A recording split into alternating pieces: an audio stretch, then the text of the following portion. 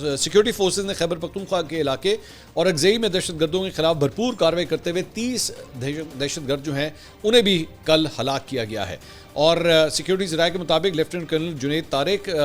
Major Tayyab Rahat और 9 जवानों की शहादत में मुलविस दहशतगर्दों को अब जहन्नुम वासिल कर दिया गया। ये बहुत बड़ा लॉस था पाकिस्तानी जवानों का, पाकिस्तानी जो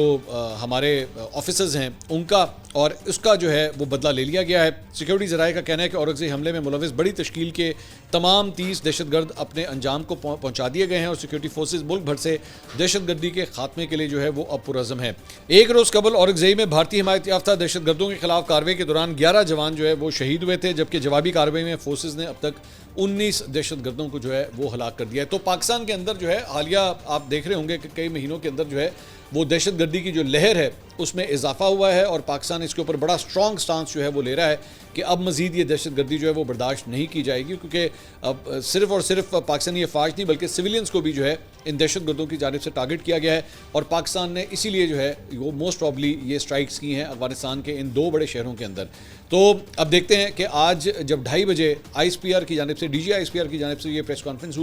होगी उसमें क्या तफसीलात जो हैं वो शेयर की जाएंगी।